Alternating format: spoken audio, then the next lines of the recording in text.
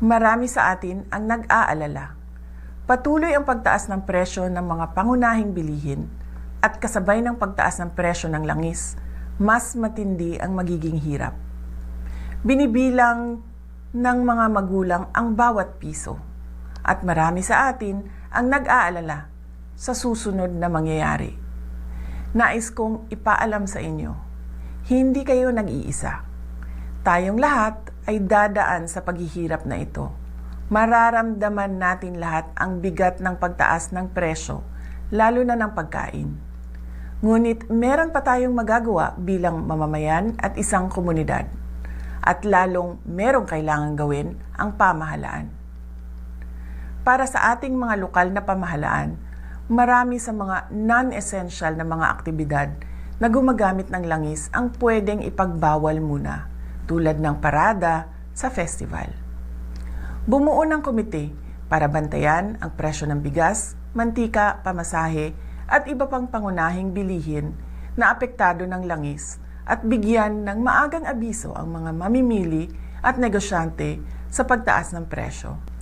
Magbahagi ng impormasyon sa pagbabago ng presyo at turuan ang pamilya ng praktikal na hakbang sa pagtitipid, tulad ng pagbawas ng paggamit ng sasakyan at kuryente.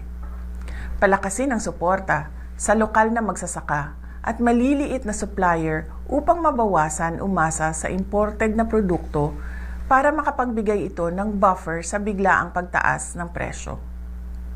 Magpalabas ng mga orders sa pagtitipid sa LGU na susundin ng lahat ng opisina kasama na ng barangay.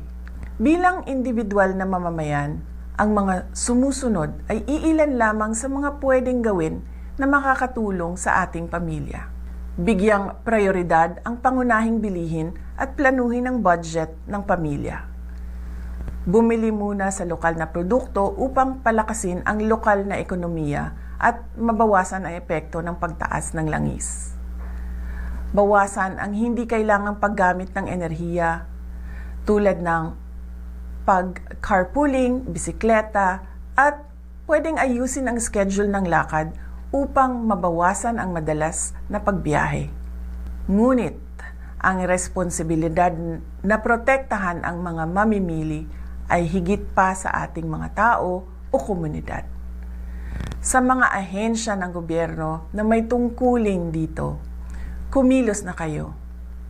Kailangan bantayan ang presyo ng langis at epekto nito sa pangunahing bilihin at transportasyon. Magbigay ng maagang babala at magbigay ng paliwanag para sa mga mamamayan. Ipatupad ang mahigpit na hakbang laban sa hoarding at labis na taas presyo.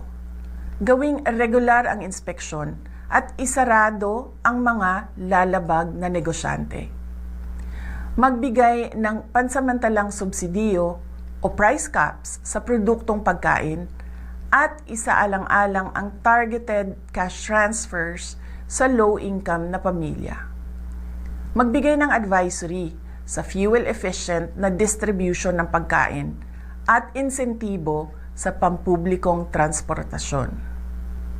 Makakahanap tayo ng paraan upang mapagaan ang ating pasanin sa pamamagitan ng pagtutulungan sa komunidad, pagtangkilik sa lokal na produkto, at pagiging maingat sa ating paggastos at paggamit ng enerhiya.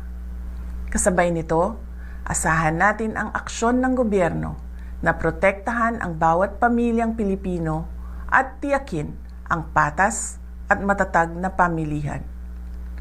Malalagpasan natin ang pagsubok na ito tulad ng nalagpasan natin ang pandemya. Higit sa lahat, huwag tayo mag-isip na gumawa ng masama sa sarili man o sa ating kapwa-tao. Mamuhay tayo ng marangal at may dignidad kahit tayo ay dumadaan sa kahirapan. Syukran.